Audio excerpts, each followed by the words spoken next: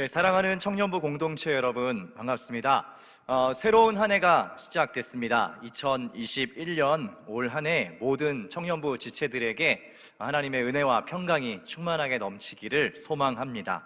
하나님께서 여러분들에게 특별히 올 한 해 더 잘 대해주시고 하나님의 선하심으로 여러분들을 붙드시기를 바랍니다. 오늘 이제 2021년의 첫 주입니다. 그리고 온라인으로 함께 예배드리는 분들 중에 또 이제 고등부에서 올라온 우리 새내기의 친구들도 있을 텐데요.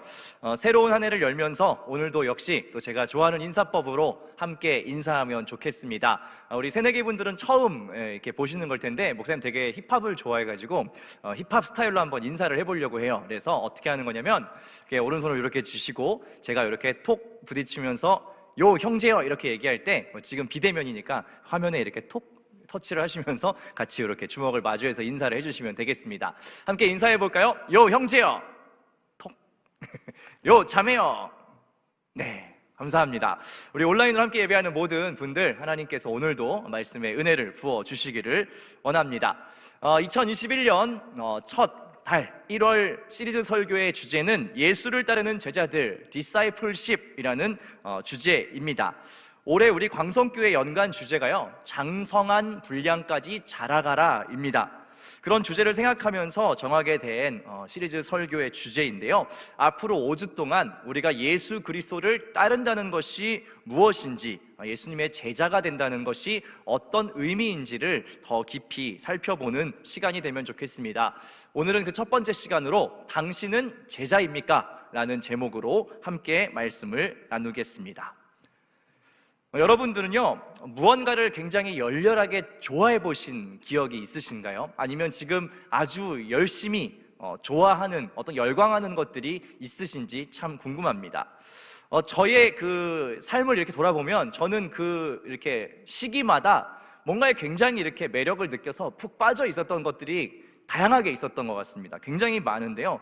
그러니까 소위 말하면 이렇게 뭐 팬이라고도 하고, 아니면 요즘 표현으로 뭐 이렇게 덕질한다, 뭐 덕후, 뭐 이렇게 얘기를 하는데, 저는 굉장히 다양한 거에 좀 꽂혀가지고 연령별로, 시기별로 제 관심사가 아주 뚜렷하게 있었어요. 초등학교 때는 만화를 굉장히 좋아했습니다. 그래서 뭐 아기공룡 둘리, 너무 옛날 사람 같은데 아기공룡 둘리에서 시작해서 뭐 드래곤볼, 슬램덩크, 뭐 나루토, 원피스 이런 것들을 막 섭렵을 하면서 만화를 굉장히 좋아했고요. 좋아하다 못해 막 고등학교 때는 만화 동아리에 들어가가지고 뭐 그림도 그리고 막 코스프레도 하고 뭐 그랬던 기억이 있습니다. 중학교 때는 뭐에 푹 빠졌었냐? 이 락밴드의 음악에 빠져가지고 굉장히 다양한 음악들을 좋아하기 시작했어요. 그 사진에도 나오는데 제 친구가 우연히 이렇게 그 엑스제팬이라고 하는 밴드의 CD를 저한테 빌려주는 바람에 그때부터 듣고 너무 좋아가지고 막 이 락 음악을 섭렵했던 중고등학교 시절이 있었고요. 그냥 좋아하고 듣는 걸로 끝나지 못하고 너무 막 이 매력을 많이 느껴서 제가 막 일렉 기타도 사고 막 배우고 해가지고 친구들하고 락 밴드도 만들고, 밴드 이름은 마그네티코, 전설의 기타리스트로 제가 또 이렇게 활약을 했었습니다.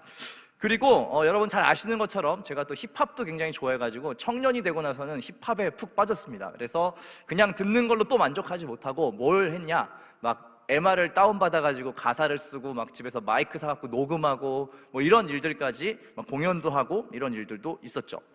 제가 이렇게 쭉 살아온 궤적을 돌이켜보면 굉장히 다양한 것들에 이렇게 꽂혀가지고 이렇게 어떤 팬으로서 많은 것들을 해봤던 것 같아요. 근데 여기서 끝나면 딱 좋은데, 안타깝게도 아직 끝이 아니고 여전히 현재 진행형으로 꽂혀있는 것이 있으니 그것이 뭐냐면 야구입니다. 제가 원래 야구 보는 건 어릴 때부터 좋아했어요. 근데 신대원 가가지고 이렇게 그냥 취미 생활로 뭘 시작했냐면 글러브를 사가지고 캐치볼을 이렇게 시작했는데 너무 재밌는 거예요. 그래가지고 하다 보니까 야구 시합을 하고 싶다 이런 막 마음이 생겨서 배트도 사고 막 헬멧도 사고 막 장갑도 사고 이렇게 해가지고 결국은 제가 신대원에 야구 동아리를, 있지도 않던 야구 동아리를 제가 직접 만들어가지고 단장이 돼서 사람들을 모으고 막 야구하고 사회인 야구 리그 뛰고 막 이런 일들이 결국은 벌어졌어요. 그래서 다른 그 신대원 동기들이 저를 어떻게 기억하냐면 공부 안 하고 맨날 야구했던 애, 약간 이렇게 기억을 하고 있습니다. 제가 이 여러 가지 취미들을 쭉 얘기를 했는데 그 열광적인 취미 중에 공통점이 무엇이냐면 바로 이거예요. 처음에는 그냥 이렇게 관전하고 좋아하고 이렇게 했다가 그 다음엔 어떻게 바뀌었냐면 이걸 직접 내가 하는 수준으로 바뀌었다라는 게 공통적인 취미예요. 만화를 좋아하다가 나중에 만화부에 들어가서 막 그림을 그리기 시작했고, 락밴드의 음악이 너무 좋아서 듣다가 나중에 막 일렉 기타를 치기 시작했고요. 힙합이 좋아가지고 막 듣다가 나중에 막 랩 가사를 써서 공연을 하기 시작했고, 처음에 야구를 보는 걸로 그쳤다가 너무 재밌어가지고 야구를 직접 뛰는 수준에 이르게 되었죠. 결국은 제가 뭘 느끼게 됐냐, 이게 그냥 팬으로서 좋아하는 거하고 직접 이거를 하는 거하고 굉장한 차이가 있구나라는 것을 제가 알게 됐습니다. 한 가지 예를 들어볼게요. 가장 최근까지 좋아했던 야구의 예인데, 예를 들면 이런 거예요. 프로야구 중계를 보면서 막 응원하고 그러면 되게 재밌잖아요. 멋있는 플레이가 나오고 막 호수비가 나오고 막 짜릿한 순간이 나오면은 막 환호하고 박수도 치고 그렇게 했습니다. 또 반대로 막 이렇게 실수를 하거나 지금 사진에 나오는 것처럼 막 어이없는 실책을 하고 에러를 하고 막 이러면 팬들은 어떻게 하느냐, 엄청 욕을 퍼붓습니다. 그래서 막 그날 그 네이버 야구 댓글창에 막 이 온갖 악플과 이런 것들이 막 올라와요. 그래서 팀이 이기면 막 신나지만 지면 되게 기분 나쁘고. 근데 제가 직접 야구를 해보니까, 그 오른쪽에 있는 사진이 제가 이제 사회인 야구 뛸 때 찍은 사진인데, 제가 직접 뛰어보고서 뭘 느꼈냐면 되게 반성했는데, 뭐냐면 직접 야구를 해보니까 이게 쉬운 일이 아니구나라는 걸 제가 알았어요. 그냥 볼 땐 되게 쉬워 보였거든요. 그냥 잘 치고 막 잘 달리고, 그러니까 저런 어이없는 실수를 하면 무슨 저런 실수를 하냐 이러면서 막 삿대질하고 그랬는데, 직접 뛰어보니까 이게 굉장히 힘든 일이더라고요. 공을 잘못 받으면 막 아프고요, 잘못 이렇게 받으면은 막 엄지손가락이 꺾이고요, 막 멍들고요, 막 손바닥에 멍이 들고, 뭐 잘못 넘어지면 막 종아리가 다 까져서 피가 막 나고요. 굉장히 아무튼 직접 해보니까 아주 힘들었다라는 것이죠. 제가 그때 딱 깨달았어요. 이게 팬으로서 그냥 관전하는 거랑 내가 직접 그걸 하는 거랑은 정말 다른 일이구나, 완전히 다른 세계의 것이구나 라는 걸 알았어요. 팬은 그냥 제3자의 입장에서 뭐 환호하든지 야유하든지 뭐 키보드 워리어가 돼서 악플을 달든지 그냥 그 정도면 되는데, 내가 직접 그거를 하는 것은 아주 다른 일이구나라는 것을 제가 알았다는 것이죠. 이 원리를요, 신앙생활에 적용해보면 예를 들면 이렇게 비유할 수 있을 것 같아요. 예수님에 대해서 그냥 정보로서만 알고 있는 거예요.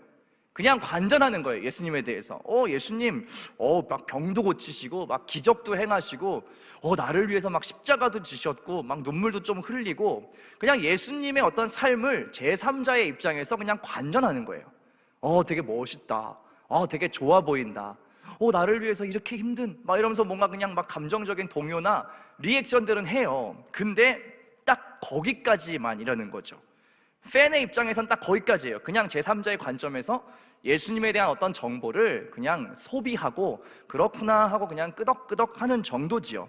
마치 팬 같은 거예요. 그건 되게 쉬운 일이죠.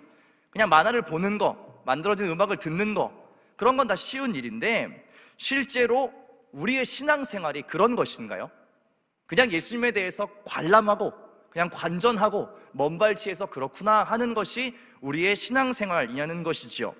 그렇지 않다라는 것입니다. 예수님께서는 아주 명백하게 우리에게 원하시는 것이 한 가지 있는데, 그것이 무엇이냐?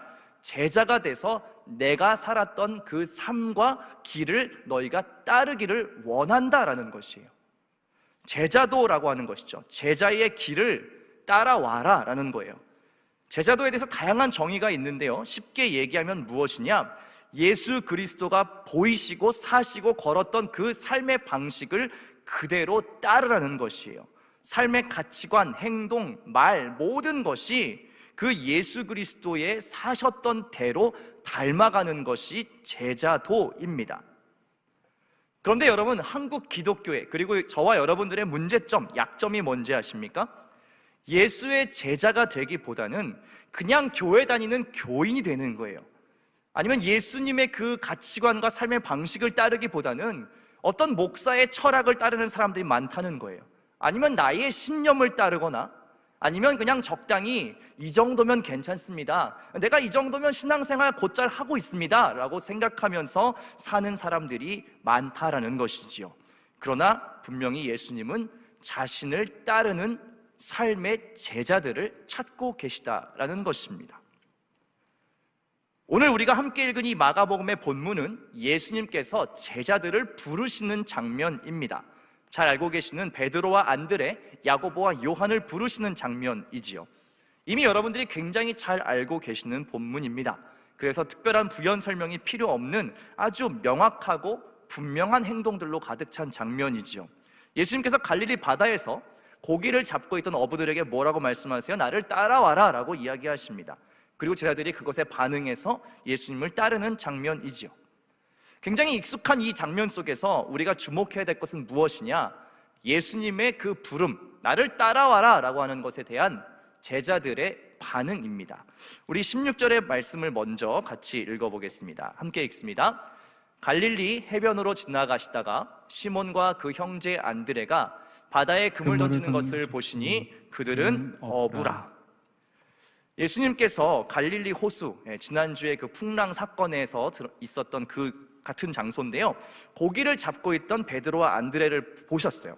근데 그들은 뭐라고 설명되어 있냐면 어부였다, 고기 잡는 것으로 자기의 삶을, 생계를 유지해가는 사람들이었다라고 마가가 기록하고 있습니다. 그런데 예수님은 곧 이어서 그 두 사람에게 갑자기 아주 도전적인 질문을 하시고 말씀하시는데요, 17절과 18절의 말씀을 다시 한번 같이 읽겠습니다. 예수께서 이르시되 나를 따라오라. 내가 너희로 사람을 낚는 어부가 되게 하리라 하시니 곧 그물을 버려두고 따르니라. 예수님께서 이들에게 뭐라고 말씀하시냐면 나를 따라와라 라고 말씀하셨어요. 그러면서 그 따름의 이유가 무엇이냐? 지금까지 너희가 그냥 생계를 위해서 고기를 낚는 사람들이었다면 이제는 그 목적이 바뀌어서 사람을 낚는 어부가 되게 하겠다라고 말씀하시는 거예요. 즉 삶의 방식도 바뀌고 목적도 바뀌게 되는 그런 새로운 차원의 삶이 있으니 따라오라라고 이야기하시는 거예요. 그 변화에 대해서, 그러한 도전에 대해서 재밌는 것은 제자들의 반응입니다.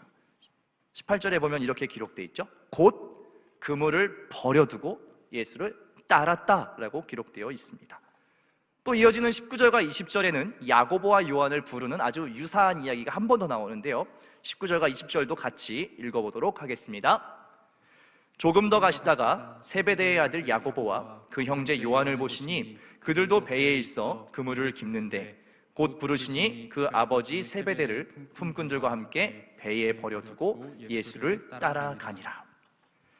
이 두 사건을 보시면 공통적으로 나를 따라와라 라는 예수님의 명령에 대해서 성경은 뭐라고 공통적으로 기록하고 있냐면 곧, 그리고 버려두고, 그리고 따랐다라고 이야기합니다. 이 세 가지의 표현이 다 쓰이고 있어요.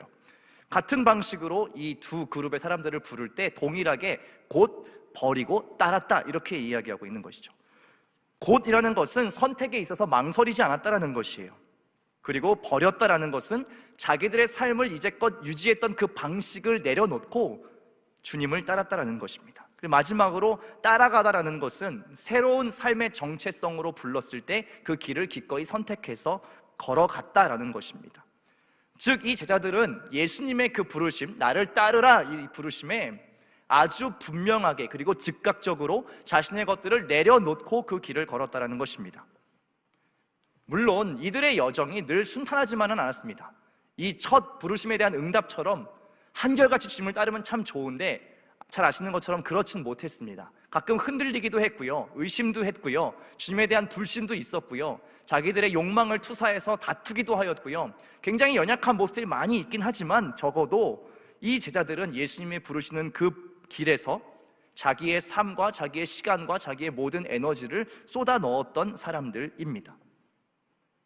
그런데요, 또 한 사람들의 무리가 있습니다. 이 사람들은 정반대의 태도를 보였던 사람들인데요, 그 무리의 이야기를 한 번 더 보면 좋을 것 같습니다.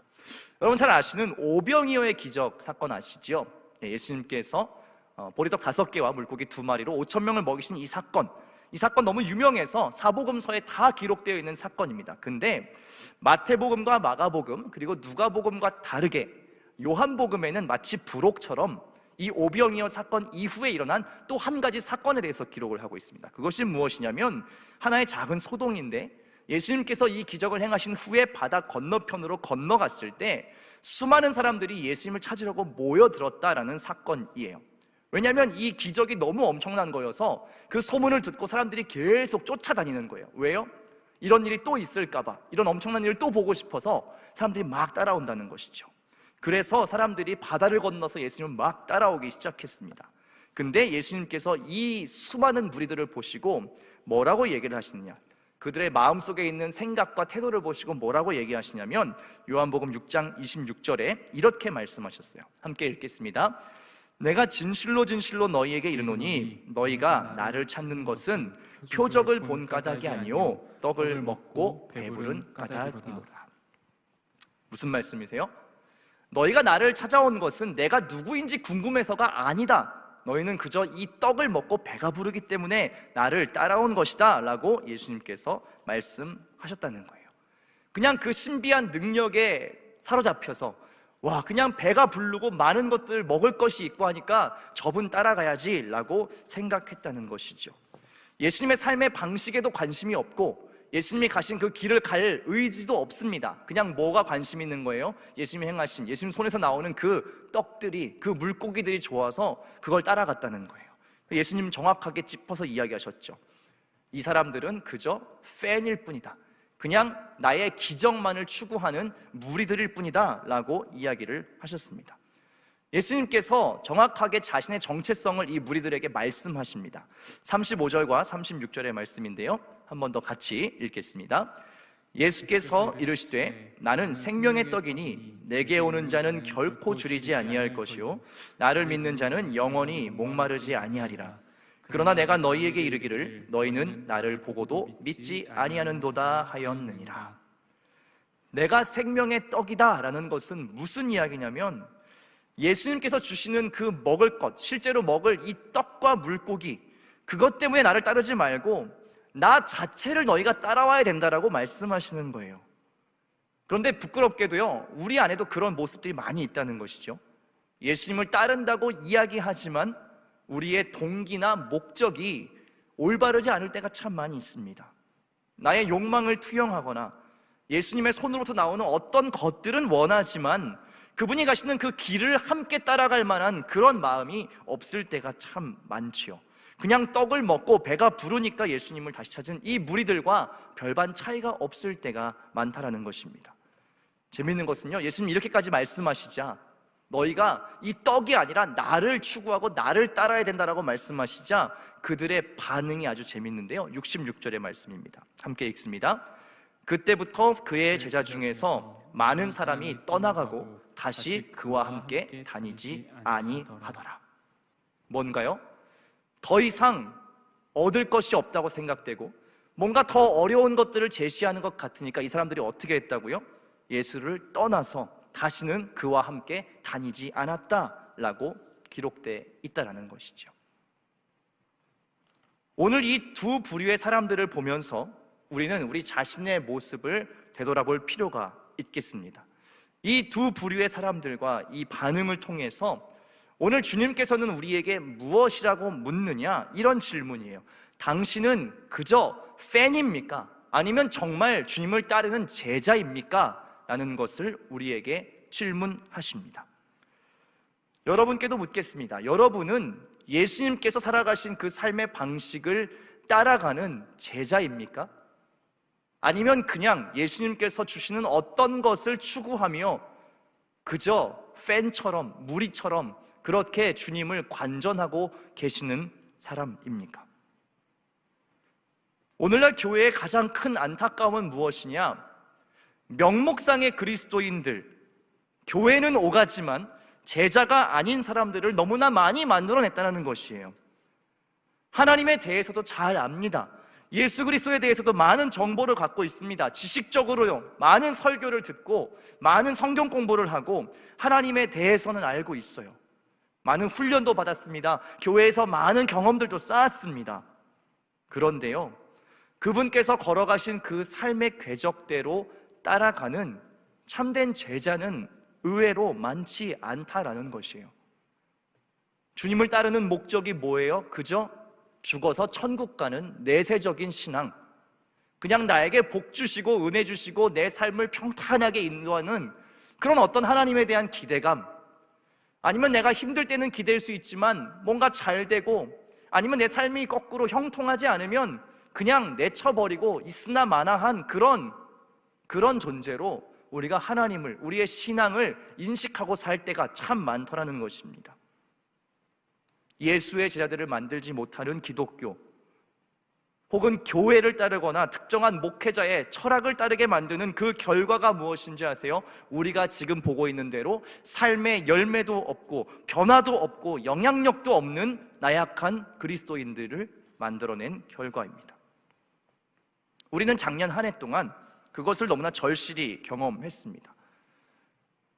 정말 교회가 이렇게 세상으로부터 지탄받고 손가락질을 당했던 때가 언제였을까 생각해보면 잘 없었던 것 같아요. 근데 왜 그런 경험들을 우리가 마주하고 있는지 아십니까? 하나님에 대해서는 많이 알고 있지만, 하나님에 관해서는 우리가 많이 알고 있지만 정말 그것을 한 절이라도 우리의 삶으로 잘 살지 못했기 때문에 그러한 일들을 마주하고 있는 것이에요. 하나님을 사랑하는 것만큼 이웃을 사랑하라는 그 계명을 우리가 삶으로 지켜내지 못했기 때문입니다. 우리의 예배가 중요하다는 이유로 무례하고 무리하게 행동하는 사람들로 인해서 우리 이웃들의 안전이 위협받았지요. 또 하나님을 두려워하기보단 사람의 권위를 더 높이며 추앙하는 교회들도 있었습니다. 그리스도인이라고 이야기하지만 그에 걸맞는 성숙함과 변화가 우리 안에 있지 못했습니다. 이 모든 것은 무엇 때문이냐? 예수님이 걸어가신 그 길에 대한 깊은 고민과 따름에 대한 결단이 없기 때문입니다.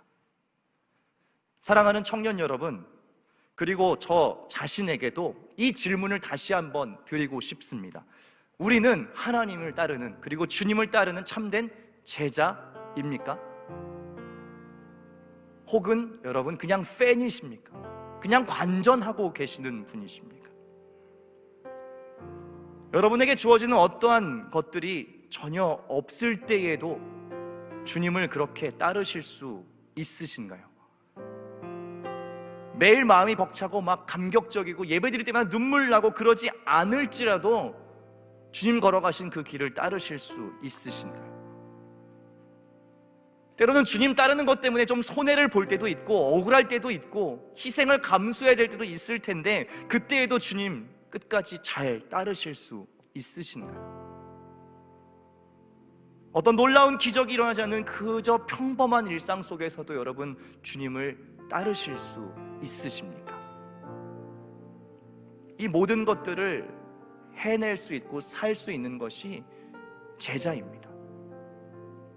감정적으로 막 좋을 때, 다양한 경험들로 막 드라마틱한 일이 내 삶에 일어날 때만 주님 따르겠습니다, 눈물 흘리고 결단하는 그것이 아니라 그저 평범하고 무던한 일상 속에서도 주님을 계속해서 의연하게 한 걸음씩 따라가는 것이 제자예요. 그런데 우리에게 그 꾸준함과 그 다짐들이 너무나 연약하다라는 것이죠. 마지막으로 제가 경험한 하나의 경험을 좀 나누면서 좀 말씀을 정리할까 합니다. 20대 초반 때 제 수련회에서의 경험이었던 것 같아요. 그날도 어김없이 저녁 집회 시간이 됐고 또 굉장히 열정적으로, 그때는 막 이 젊음과 이 에너지가 있었기 때문에 막 열정적으로 기도를 하고 있었어요. 하나님 부르짖고 아버지 부르짖으면서 막 기도를 했어요. 근데 한참 기도하는데요, 갑자기 마음속에 어떤 마음이 들었냐면, 너 하나님을 아버지라고 부르고 있는데, 예수님을 주님이라고 부르고 있는데 너 정말 아버지를 닮아 있니? 라는 그런 마음이 드는 거예요. 아버지와 아들은 무언가 닮은 점이 있어야 된다라는 마음이 갑자기 드는데요, 너무 갑자기 말문이 턱 막히는 거예요. 너무 그냥 종교적인 수사로 아버지 이렇게 부르고 있는데요, 아버지와 아들 사이에 닮은 점이 있어야 된다, 그 마음이 탁 드는데 잘 모르겠는 거예요.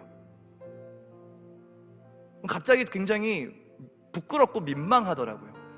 내가 아버지 부르짖고 있는데요, 아버지와 자식 간에 닮은 게 없는 것 같은 그 느낌.